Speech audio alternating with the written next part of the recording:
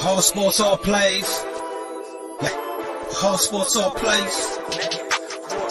All sports, all plays. 365, we making a place. You talking the game, get you through the days. Behind the court, the dime in the lane. Variety, topics, living the same. All presentation, sports information. In the airways, taking the nation. All sport, all plays, they working your faces. Grace at the field, so tie the laces. All sports, all plays.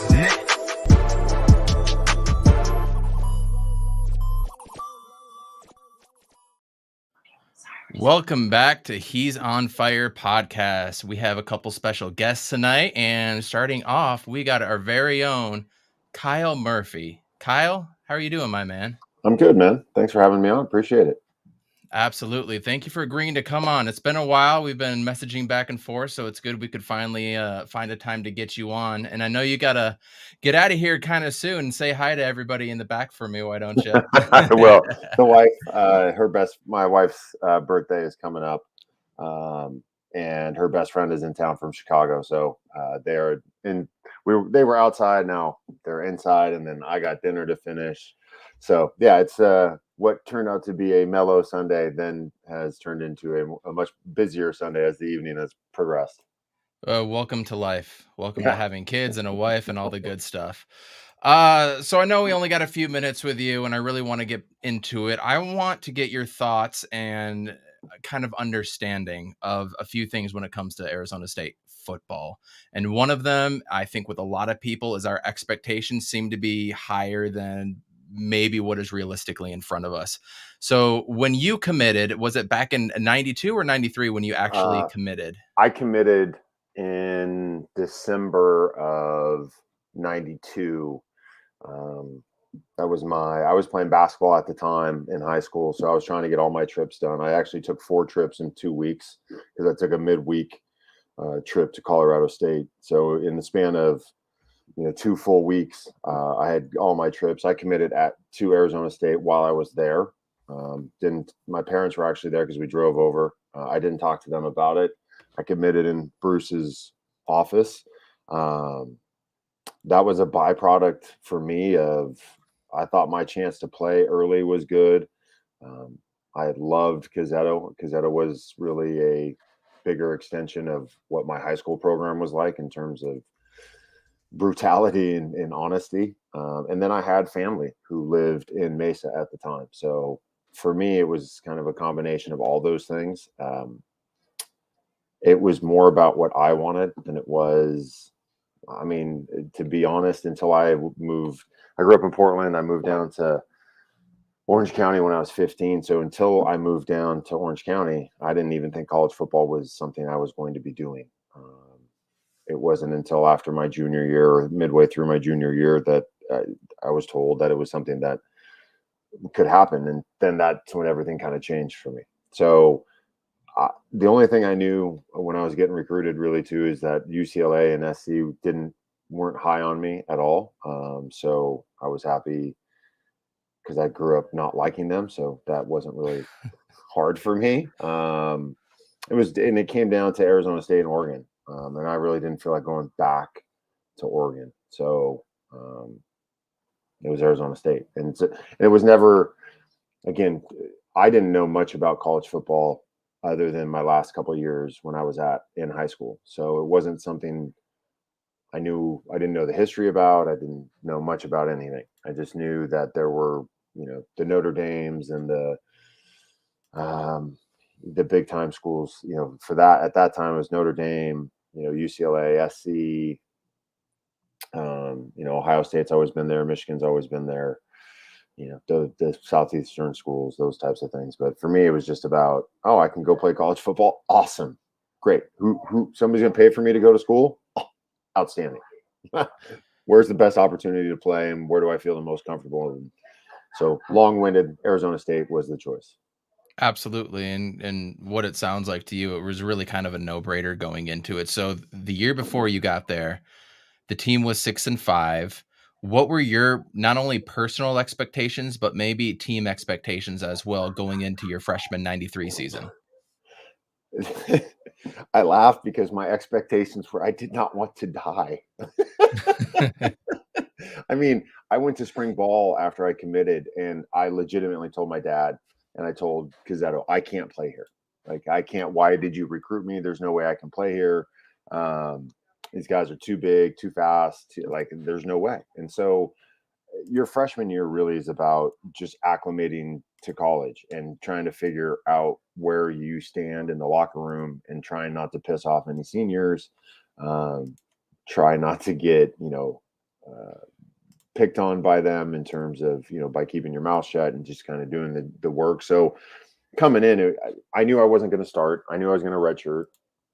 So that was, that wasn't something that, I'd come in and thought I was going to play. I knew what was going to happen. So it was just about, honestly, just trying to survive, trying to, you're 18 years old, first time you've lived away from home, and you're trying to, navigate, this new relationship, which is your football team, and where do you fit in and how do you fit in? And then you're going to school and you're trying to open up a checking account, all the things that normal students, do. And so I didn't really have an expectation. I didn't know much about what had happened the previous year. I knew that we had talent. We had Shante Carver, we had Mario Bates, Toby Mills was, starting center. So we had dudes. And so I was excited, but I didn't know anything other than that. Like, it wasn't, oh, hey, we're going to go to the Rose Bowl, or we're going to, I was just trying to Keep your find head my above way. water. Yeah. I mean, honestly, it's you're just like this. And, you're playing on the scout team, and you've gone from, you've played every game to now you don't even get to suit out for games. You're not traveling, so it's just about really navigating that whole landscape as a freshman. And then, that's what spring ball becomes your first couple of years, is really trying to make your mark. And then after that, if you've established yourself, spring ball just becomes a nuisance. So at what point did you actually feel comfortable and you were like, yeah, I can do this and I can do it at a high level? It wasn't until 95. So it'd be my third year. I had started 3 games in 94. I was the backup center.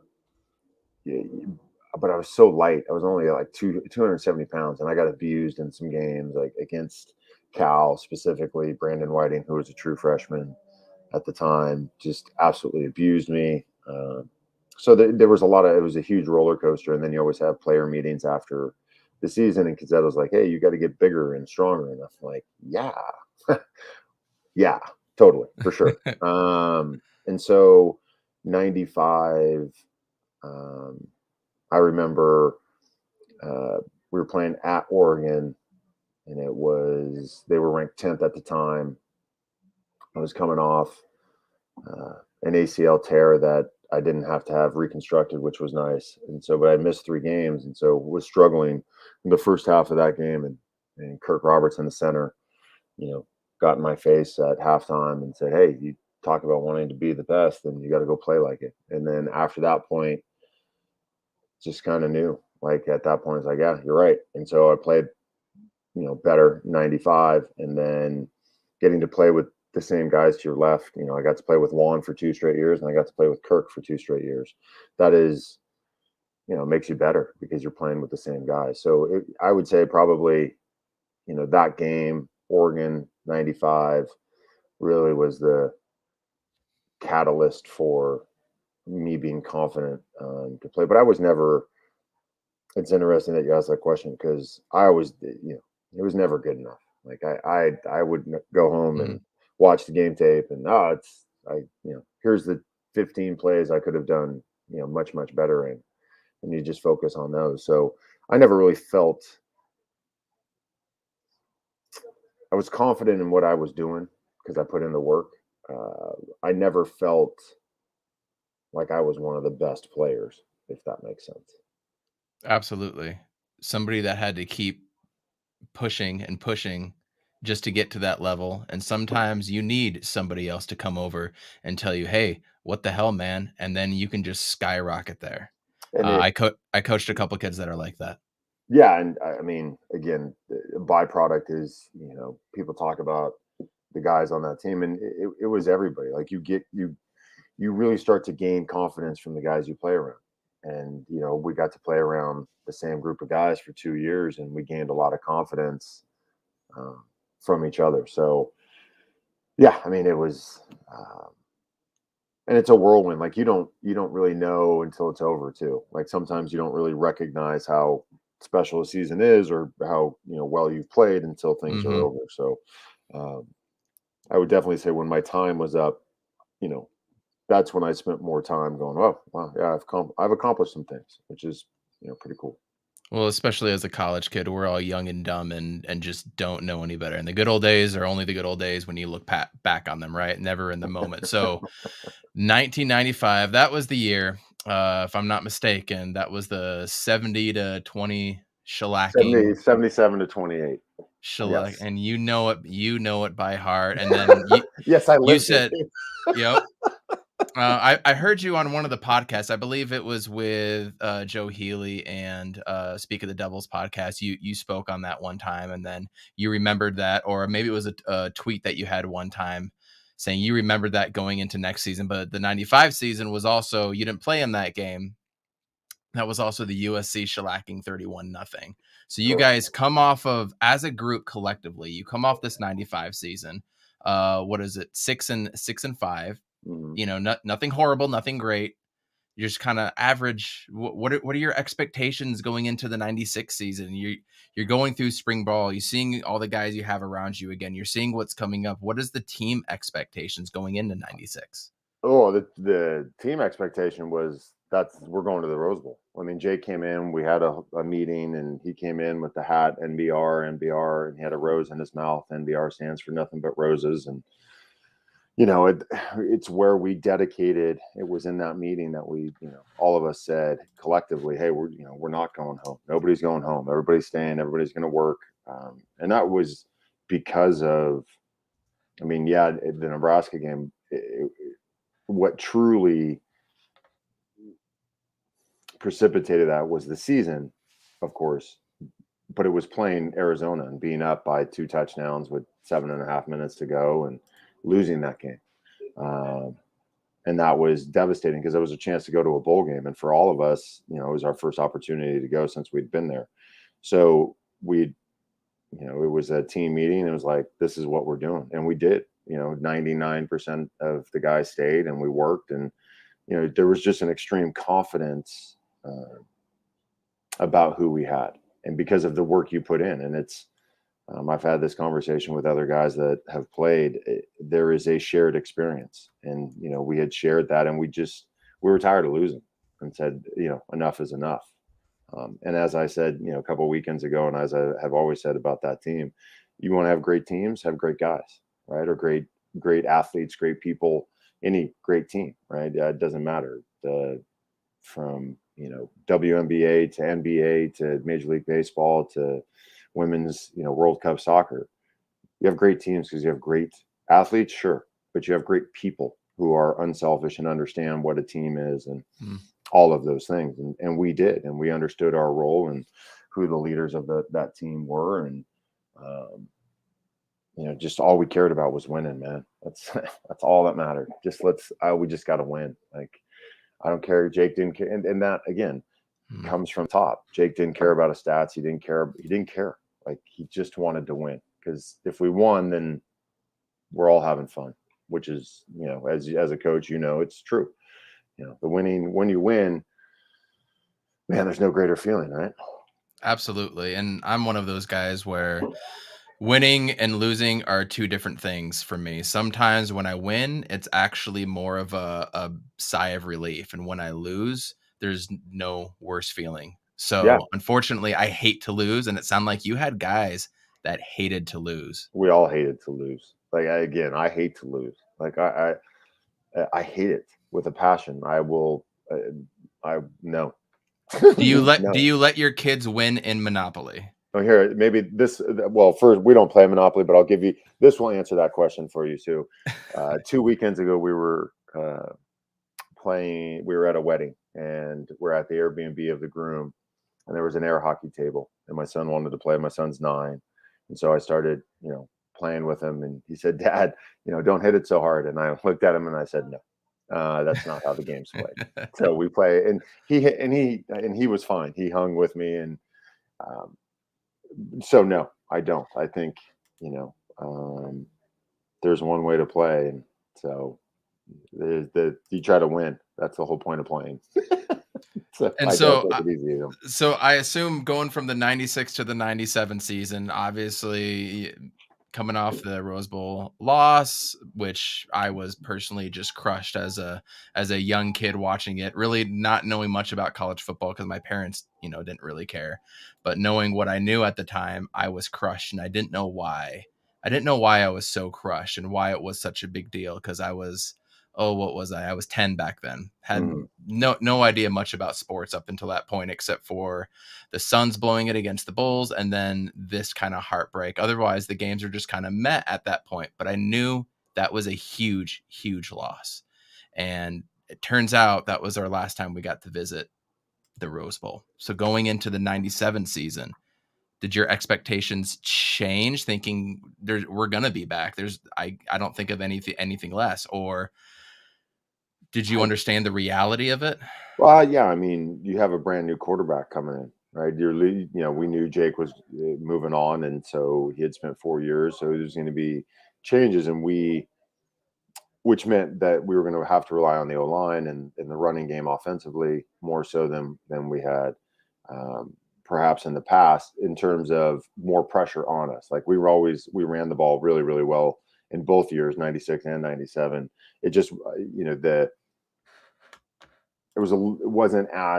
we weren't as dependent on the run, because if we needed to, Jake could do stuff, or again, because he was a vet. And then when Ryan Keeley won the job, we knew, again, it was best for the team. He was, there was a battle in camp and in the spring, and so he had won that. Not so much in the spring because Ryan was coming off surgery. But we knew that we had a chance to be good. But you don't ever expect, like, the expectation isn't, hey, we did it 1 year, hey, we can do it again. That's what you're fighting for, and that's what the goal is. I would say the expectation was we expected to keep the tradition of winning, right, and how we played, and that was more important, really, than, again, the one at a time philosophy was, like, you're not necessarily looking. That's the goal. Goals to beat Arizona, goals to win the Pac-10, goals to go to the Rose Bowl. The goal had to be accomplished 1 week at a time, though, and that's kind of how we focused on it. And it started out great.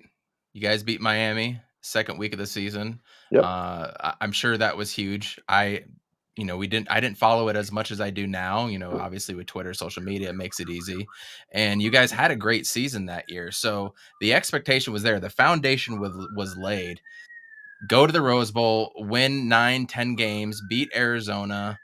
That's what a lot of people think the expectation of Sun Devil football should be. So from maybe a fan's perspective, you played there, so who am I to say fan's perspective or what it is? But for your perspective as a former player, a former great player, what is your expectation of this Sun Devil program? Because we're going through this cycle of every 45 years, we're getting new coaches. We start young and we look good, and we finally get to a point where we should be winning all these games, and then it just flounders with every coach. What is your personal expectation of this program? Maybe not this year, but moving forward and what it should be. Does that make sense? Yeah, it does. I mean, the expectation should be, my expectation is that we compete for the Pac-12 championship every year. Like, that should be the expectation. That should be the expectation as a player. And if that's not your expectation as a player, then you shouldn't be playing, honestly. That should be your expectation as a coach. That should be your expectation as a fan. Now, does that mean, and I've had this conversation with others, I think you can be critical and still be a fan. I think you can be critical and not be mean. I think there's a difference between the two. I think I have a tendency at times, I can be overbearingly critical. I don't want to see the same mistakes in week 2 that, in week 10. Those same mistakes should not be happening if your team is improving. And that's ultimately what you want to see. Like, a great example is New England, right? There's an expectation in New England, the Patriots, regardless. Doesn't matter who the quarterback is, there is an expectation. And if you watch that team play today, that team gets better as the year goes on. And that's really what you should be seeing. You should not be seeing the same mistakes. And with the level of talent that ASU has, there should be no question that they're competing for those championships. That's the point of the talent, right? The talent isn't just to accumulate talent; it's to win football games and win championships. So more people want to come. I mean, Alabama is Alabama because of the standard they've set, right? And now people want to go play there because winning is a lot of fun. It's hard, but it's a lot of fun. And look, ultimately, you got to put the work in. You want to win football games, you got to sacrifice something. You want to win anything, you want to be great at anything, you're going to have to sacrifice something. And what that is different for every player and for every team. And I don't know what that is for this team. I know something's missing.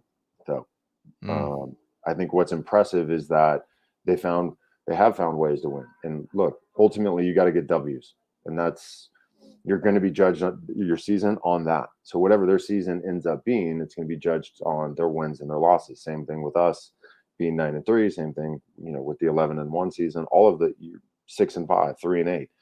You're judged on your wins and losses. So if they end up at 9-3, people aren't going to care that they struggled midway through the year. People will say, hey, you had the opportunity to win 10. Okay. True.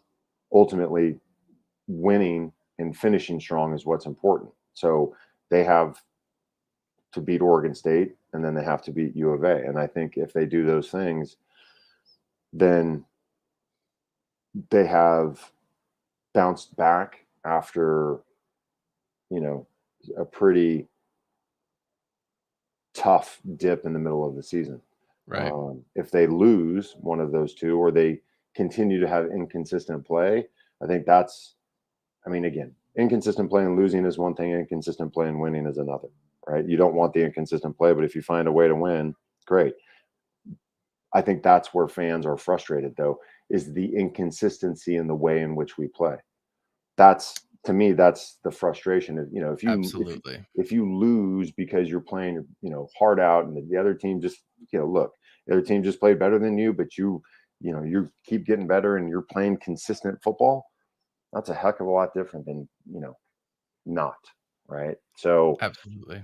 I always want us to win a Pac-12 championship because I don't like any of the other teams. So I think that's what you should compete for. I think, with the facilities and where they're at, I think it's unrealistic. We're not there yet, but I think that should be the goal, and that should be what people strive for, and shouldn't really accept less than that, right?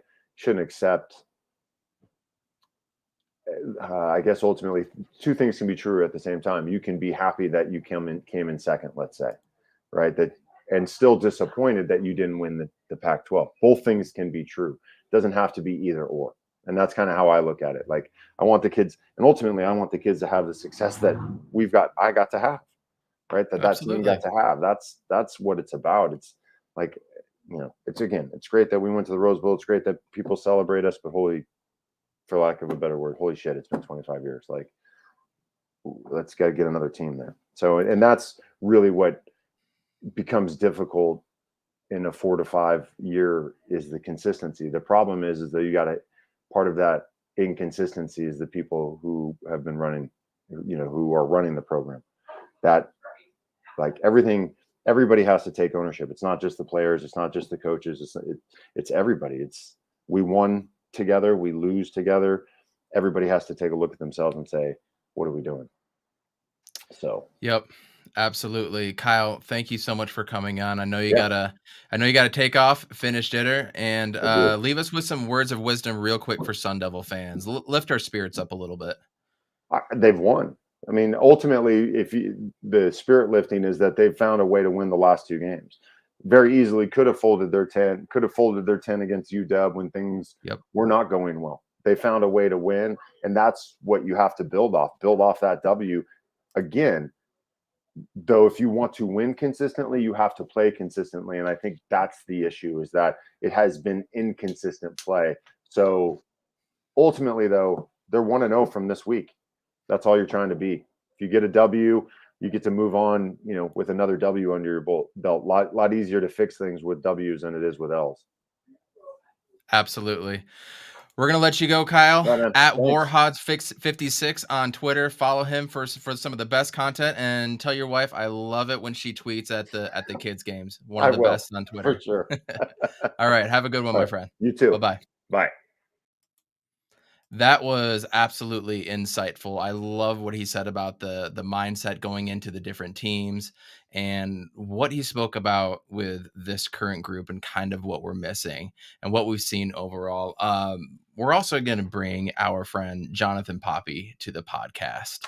ASU Superfan. I know he attended Arizona State. I'm not sure when he graduated, but let's ask him. Let's bring him on the stream right now. Jonathan Poppe, how are we doing? It doesn't say that your mic is connected. You might need to. Oh, there you go. Can you hear me okay? Yeah, I can hear you. Can you hear me? Absolutely. How's it going, my friend? I'm great. Happy to be back in Phoenix and be out of the rain. It was a cold and wet weekend, but made a little bit drier with the W for sure. How was the Washington fans during the game? First half compared to second half and to pregame for that matter? Yeah, so my experience was a little bit interesting. Did the tailgate with ASU Alumni Association, Seattle chapter put it on. So big props to them. It was a great event and had a lovely time. So it was with Sun Devils pretty much all pregame.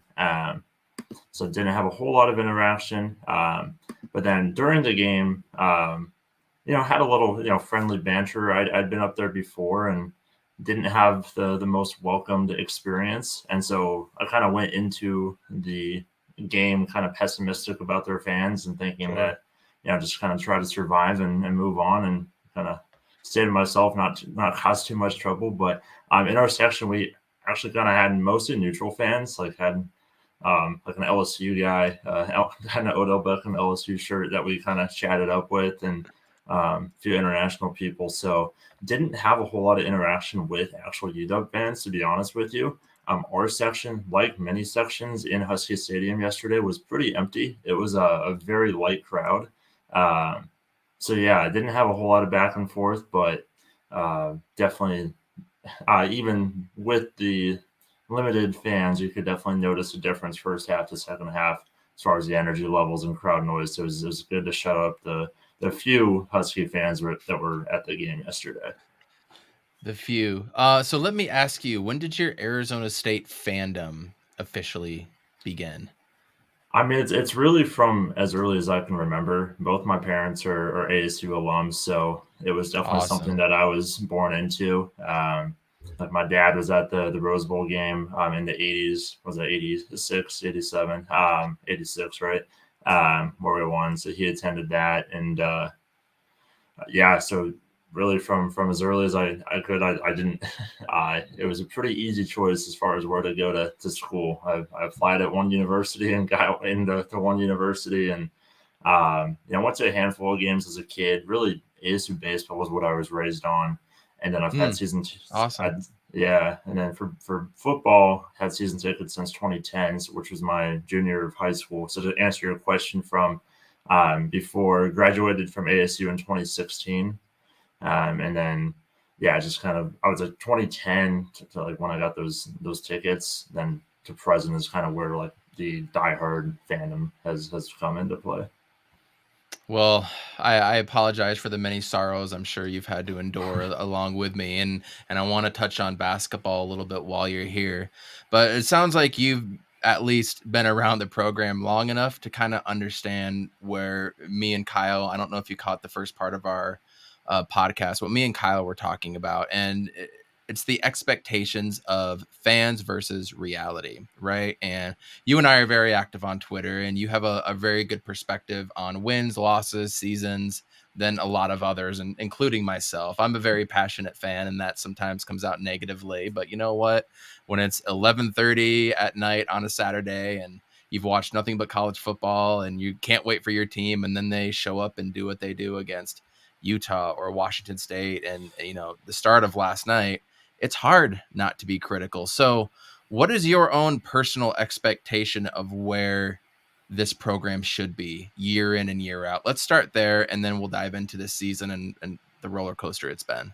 Sure. So yeah, I caught didn't catch a whole lot of the conversation with Kyle, but did hear him say that the expectation should be Pac-12 championship, and I agree. I mean, I don't know if this year we are the largest in the country, university in the country. You know, at worst we're top 3 to top 5. So with that should come the budget where you can pour those into athletics, especially football and basketball, to be competitive at the highest level. I mean, the other kind of university that we go back and forth with for largest in the country is Ohio State. And so there's no reason, in my opinion, that we can't be the West Coast Ohio State. Obviously, we have private universities like USC and Stanford's down, but obviously with their endowment, they have different levels of finances that we can. But there's no reason that we should compare ourselves to, the Colorados and Utahs when we have the budget of much larger universities. And Right. I know some of that comes from money from alums, and I don't think we have the financial support that a lot of those other teams, the Big Ten or SEC have, just because of culture and our alums' focuses are elsewhere, unfortunately, which academically is great, but I'm selfish and I like sports, so I wish that it's a sports podcast. Be as selfish as you want. Right. Well, and we have a big enough alumni base where we should be able to financially support academics and athletics. Like, it shouldn't have to be an either or. So I agree. We should definitely have high expectations, and given where we're at, there's no reason to we shouldn't be competing for championships year in and year out. So coming into this season, where were your expectations? Mine were, I didn't see any possibility of us losing the Pac-12 South, right? The championship game and beyond, that's up for debate. One roll of the dice or spin of the ball, things can happen in championship games. But what was yours personally going into this season? When I looked at the schedule, I didn't see a loss. I was like, things can happen. Obviously, the road has always been a struggle for us, but we were the most talented team in every single game, and I still believe that. Even though we're sitting here at 7-3, and honestly, we're not a good 7-3 team as it stands right now. But going in, I generally try to be pretty level-headed, and even kind of going back to like 2015 when it was the best team that Todd Graham had ever had, and we had super high expectations. I was at that spring game, and we did not look good. I was like, I'm gonna try to remain optimistic. Back in 2015, and maybe we do live up to the hype, and I just don't see it.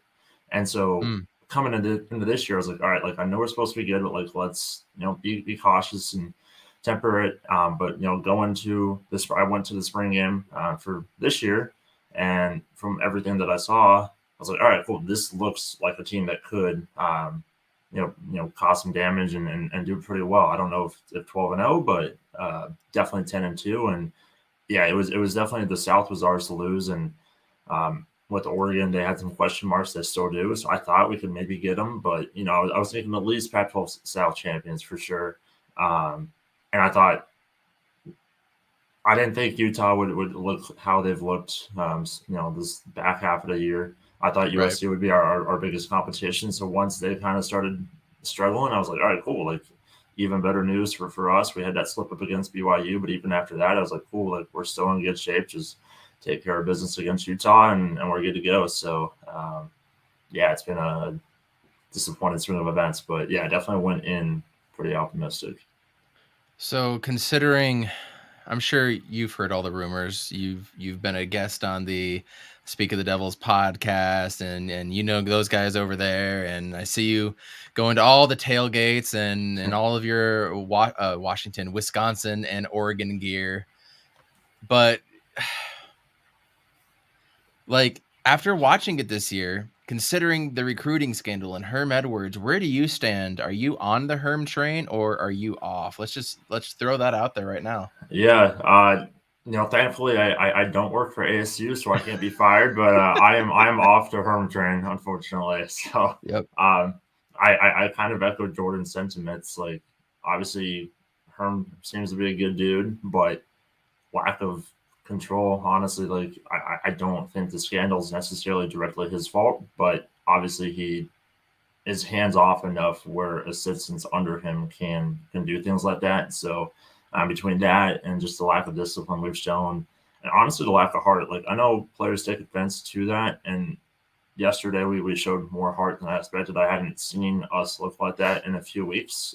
We still have some major issues, but at least like we played till the final whistle, and it looked like we gave up 5 minutes into it against Wazoo. So I want, yeah, we need a change. I don't know what that looks like. I think ideally I'd like to see it go even higher above Herm. You can take out Herm, but Ray's still the AD, and I think there's some issues there. So I'd like to see some big changes, because kind of going back to the start of our conversation, like what our expectations are. And I know Ray has said the right stuff, but just culturally, kind of across Sunderville athletics, I just don't see the commitment to winning and doing what's necessary and doing it the right way to be sustainable or have sustainable success.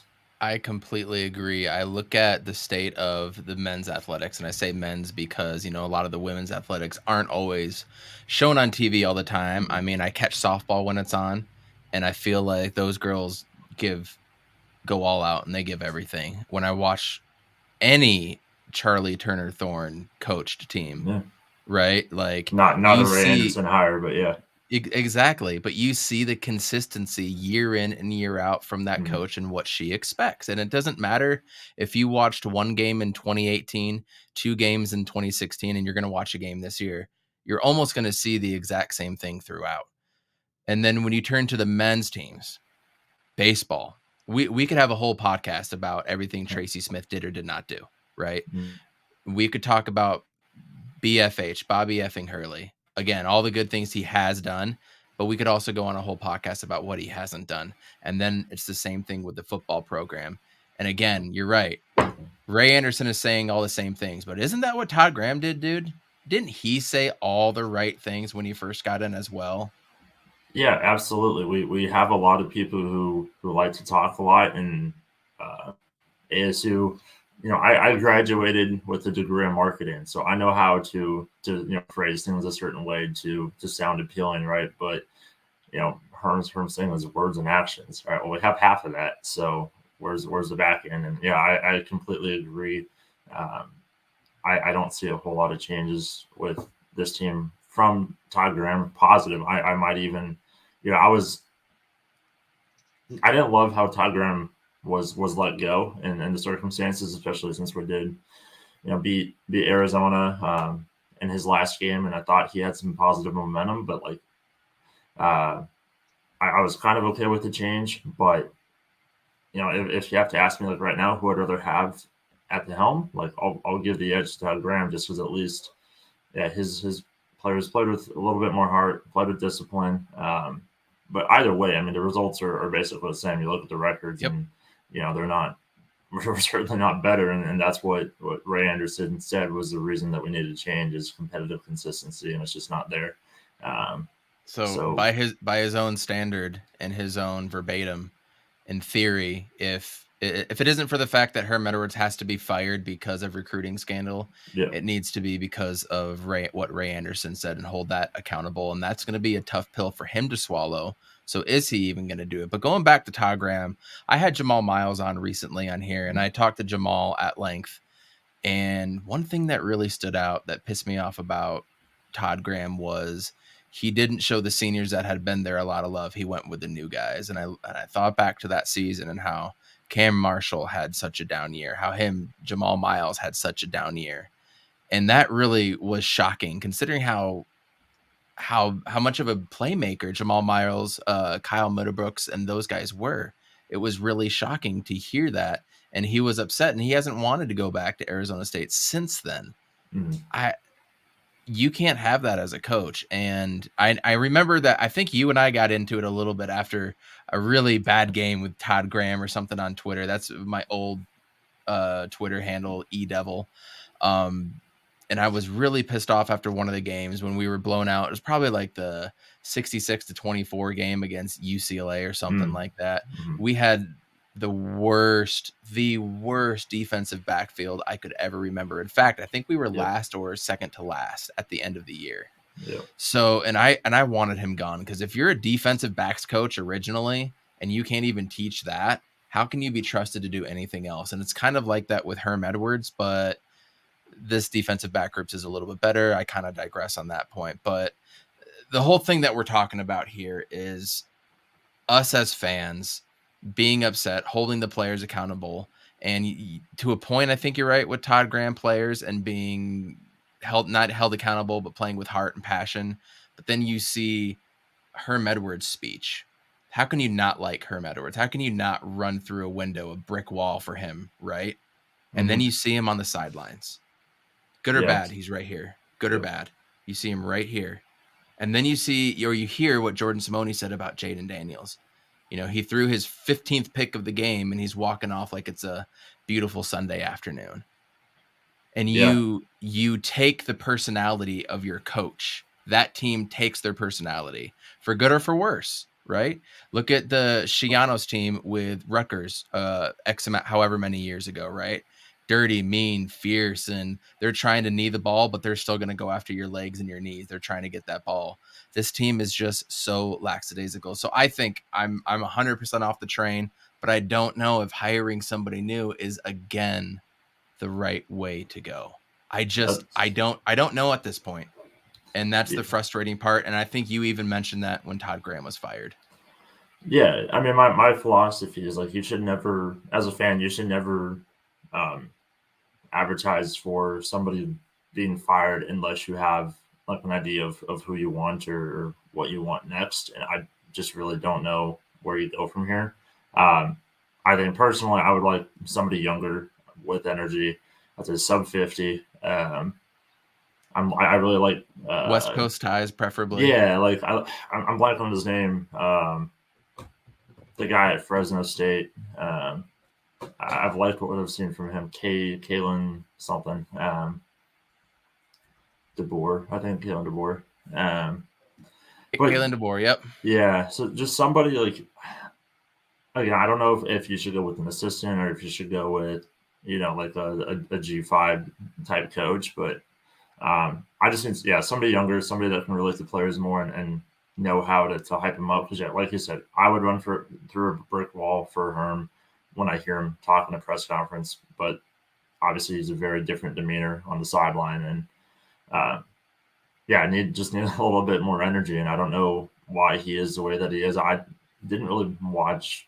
I'm not into the NFL as much as I am in college. So I didn't watch how he was on the sidelines of NFL games, if he was the same way, or if it's, that's just who he is on the sidelines. And, those guys are professionals, right? So they know how to do it themselves and get themselves hyped and have, keep themselves accountable. But you have to coach college kids much different than professionals. They need to be, they need father figures, and they need to be taught how to work the right way and how to, behave and act. And I don't know, I'm not in practices. I don't want to project, but it just seems that he's trying to, treat them like professionals, and they're not. He needs to show them how to behave and how to get energized and act in games. And he just kind of sits back and lets them do their thing, and that might work in the NFL. Clearly it didn't, because he didn't have a great record in the NFL, but it's certainly not working in college. So we're 7-3, but it's because the Pac-12 is terrible. Yeah, this is probably the worst 7-3 team I can remember. So you want to go with a college coach, not a former NFL coach? Is that what I'm gathering? I think I'm good on the pro model for a bit. So it's tough. And I mean, would we be in the hot water with NCAA violations if we hired a college coach and still had AP as the DC? Like, I don't know. Like, is it just because Herm Edwards didn't understand all the nuances of, the college world, or did AP truly just go? I mean, either way, Herm didn't know what was going on. I think Herm truly had no idea what was going on. But yeah, I highly doubt that would happen if we had a head coach that knew the NCAA, guidelines and bylaws and what you can and can't do. So, because it's obviously very, very different than the NFL. Absolutely. So before we kick it over to basketball, we got a fan question here from West Valley Jay. What's going on, Jay? Thanks for tuning in, man. All-time favorite athlete to come out of ASU and why? Ooh, that's Is a it that's a Brock? Is it tough Brock one. Osweiler? It is. I love Brock. Honestly, I definitely surprised at the success. Not that he had a ton of NFL success, but surprised with the success that he had, because I wasn't a huge Brock fan while he was here, but I've learned to appreciate him after the fact. I went to Desert Vista High School here in the Valley, so I'm kind of biased towards products of DV. So big Zach Miller fan growing up. Watched him play in high Hey, school, and shout out Zach Miller. yeah, was a great tight end. I love tight ends and fullbacks, so it's nice to see. I was using them a little bit more this year. I would say Zach Miller, and then I really like Mike Nixon, middle linebacker back in the day Nice. as well. So those are kind of some under the radar Assistant coach guys, Mike but Nixon on the field. Yeah. yeah. So those are kind of my two guys that maybe not everyone thinks about, but those are my guys growing up.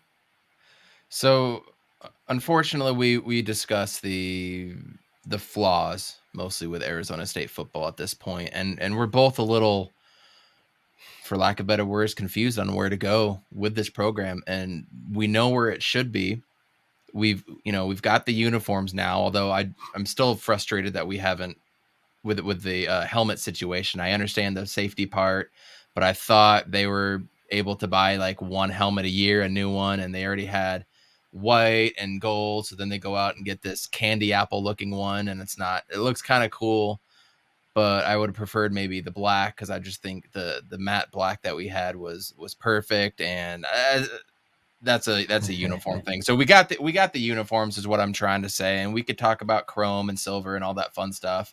None of that really truly matters to me unless we're winning at a high level. Then I want to see some cool shit.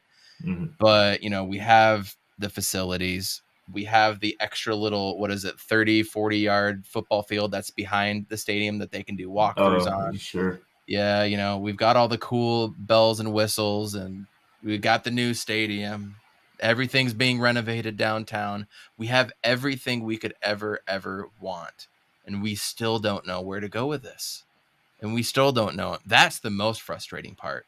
Even as fans, I've barely seen anybody throw out names, dude. People are confused about what we're doing as a program. So that definitely comes from the top down.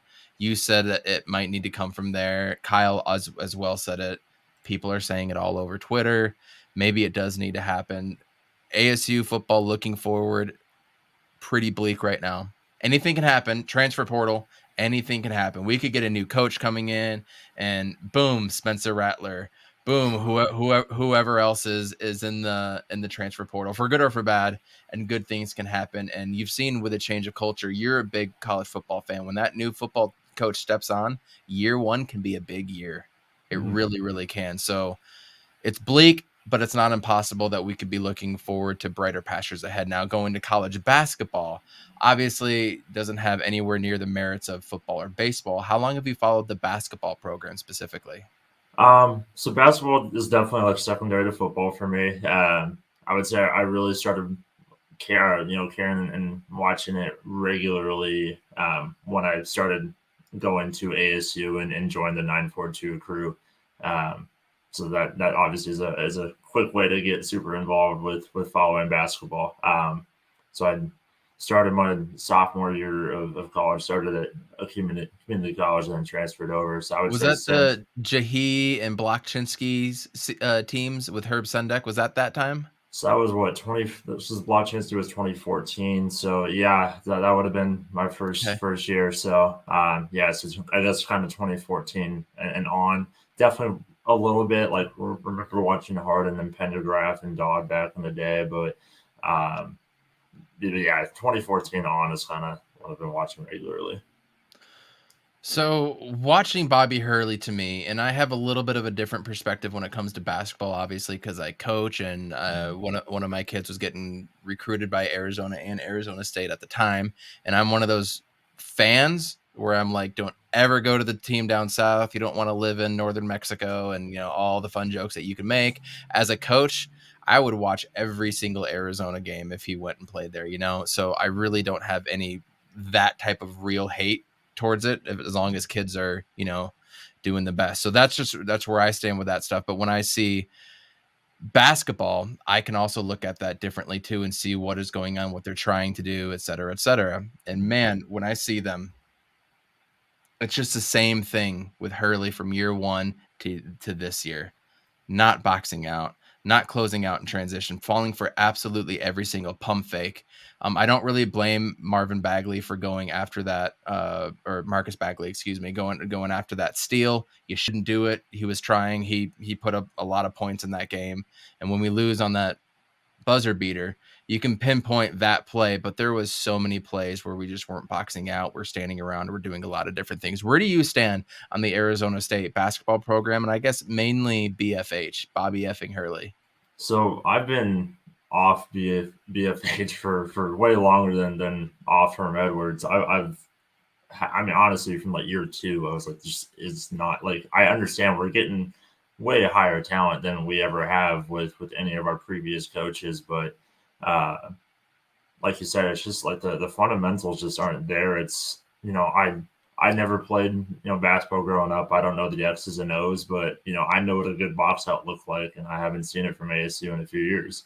I know what a pick and roll is, and we don't really tend to do a bunch of those either. It's a lot of ISO and just, trying to get a deep shot or something, maybe hoping that it'll change a little bit this year since we have more size. But, again, we have size, and, when you're playing post play, they're relying on just reaching for the ball instead of like user size and fundamentals, and you'll get a lot more rebounds. And I haven't had a chance to watch really either game so far this season much. I caught a little bit of the first one, but was traveling during the second game, so can't speak a whole lot to this year. But yeah, it's just it's hard because obviously our talent level is there, but the X's and O's just seem to be lacking. And it seems like Hurley spends more time worrying about the officials and coaching his team and making sure that they are doing what they're supposed to do. So I even though I don't like him, I'd like to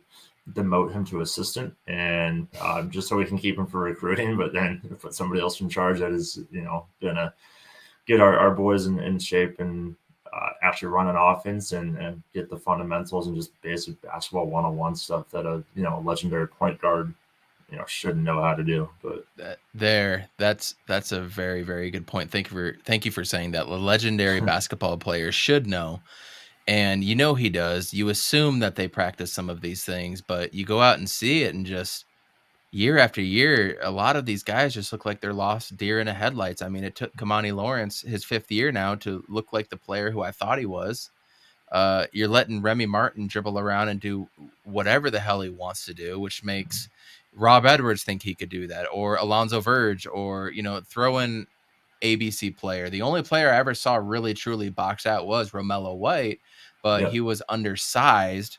So a lot of the time, I mean, big body, he can move some people, but if he's the only one doing it, nobody else is. What are we going to do? The only good rebounding team we had was 3 years ago when we had Cheatham and Dort, and those were dudes that wanted the board, that wanted it. So when last year's debacle happened, Josh Christopher, and we could have another podcast just about that team, and all the jokes are like, wow, it's nice to see Josh Christopher do things that he didn't do in college. And I was like, what's that? And they're just like, play. right. We can make jokes about that, but Bobby Hurley came out last year and owned a lot of it and said, I need to recruit different types of players. And I was like, okay, you're saying the right things, again, just like we've heard from all the other guys, but he was talking about getting more dogs in there, getting more players that want it, getting players that are going to throw themselves on the ground and do this and that, or they're going to focus on defense and we're going to do this. So I was like, I'm going to pump all the brakes, because he said and highlighted every single thing I wanted to change. Got a new assistant coach in here as well too. Look like recruiting is not going to be a problem. Again, we just got I think 2 4-star recruits, maybe a 4 and a 3. One from Phoenix just recently last week. And then UC Riverside happens. And I know we're missing Jay Heath. I know we're missing Jalen Graham, the pride of Phoenix. But it's just the same thing. It's a little less iso ball, probably because you don't have a scoring caliber type of player like Alonzo Verge, like Remy, but every player has the green light to go. Every player, you see it when Kamani or Bagley gets the ball. And I know you haven't watched many of the games, but dude, it's just the same thing. And then we could talk about men's baseball, how maybe Tracy Smith was fired 1 year too late. 3 years ago, or was it 4 years ago, John, that we started 18-0 or 22-0 I in think it baseball? was, yeah, I want to say 3, but I'll be honest with you. Like, ASU baseball is the sport I grew up on, but I probably haven't watched a game in definitely since I graduated. So that was at least 5 years ago. So, and part of it's due to just I don't follow baseball as much, and part of it's due to just what I hear from Smith and the product that he puts out on the field. Just I don't have any faith. No desire. So it's like if I'm kind of melancholy on baseball as it is, I'm not going to spend the little amount of energy I want to focus on baseball watching that team. So no, absolutely. Yeah, so can't speak too much for baseball, but yeah, definitely disappointing because we are a blue, or I don't even know if we are anymore, but we definitely used to be a blue blood in baseball, and as much as Pac-12 championships is the expectation of football, like going to the World Series is the expectation for baseball, and we're not even coming close. So yeah, it's disappointing for sure because that is ASU's bread and butter, and it's just not. We're just average at this point. But every single men's sport is at that point. And shout out to golf though. We got golf on track. Shout out to golf. I remember watching them in the championship last year, and that was crushing going to the last couple holes. That was crushing for them. I'm a big Arizona State athletics fan. Athletics meaning all of them. If they're on TV, if the wrestling match against the number 2 team is on TV, I'm probably going to end up watching it. I mean, hell, I stayed up until 3 a.m. my time watching the gold medal game of curling in the 2018 Winter Olympics. So I'm that kind of nut, but I know that you watch as much golf as I do every other sport too. So it's just wired in our DNA. But the fact remains, Arizona State's men's athletics, except for golf, is at the same, and wrestling is at the same tier. And that starts from the top. And there's only one common denominator. Ray Anderson, this isn't the NFL, bro. This is college. And you have a lot of passionate fans, for good or for worse, that are very, very unhappy. And I haven't seen this type of I've seen this type of people being upset on Twitter, but not to this degree. Not in the 4th year of a team that's supposed to be Rose Bowl bound. With how many super seniors do we have? Like 20 or 22 super seniors, something ridiculous. Yeah. And then Arizona State's basketball team had to have a complete rehaul. We had 2 players returning. Have never seen that. And then baseball, I just hope Willie Bloomquist can fix it. So we're running up on the hour mark here, John. Give us some words of wisdom or maybe some positive insight on ASU. It is looking bleak right now, but we're still going to cheer. We're still going to watch the damn Oregon State game, right? We're still going to watch Arizona State and Baylor next Wednesday, or is it 2 weeks from now, at the Battle for Atlantis? So give us some words of wisdom, man. I mean, so as bleak as football looks, and I think either way Herm should be out at the end of the year, we still have a shot at the Rose Bowl. As crazy as it sounds, we're 7-3. If we win out, we'll be 9-3. If Utah loses twice to Oregon, they're 8-5, and it comes down to ranking. So I don't know how the committee would decide between a 9-3 ASU team and a Utah team with 2 more losses.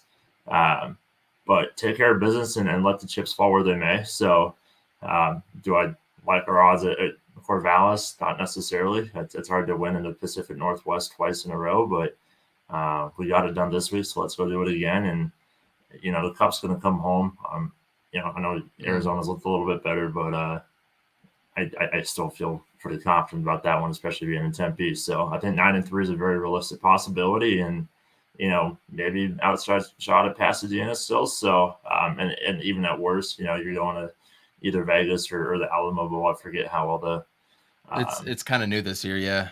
Yeah, everything's kind of shook up, but I mean, those are still it's not where we wanted to be, but those are still 2 good bowls and above where we've been in the last few seasons. So certainly not where we want to be, but still a lot of good things to play for. And we'll see where all the violations, shake out. But just take care of business the next couple of weeks and let the chips fall where they may.